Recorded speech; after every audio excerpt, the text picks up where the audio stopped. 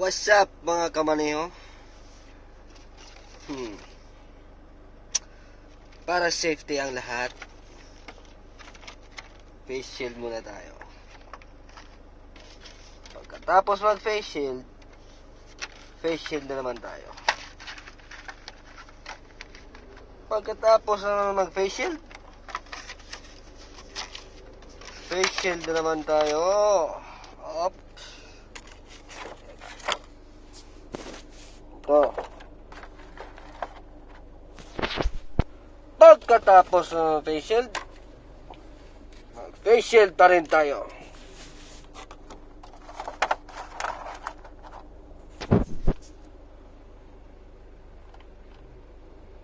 Yan ang dapat gawin.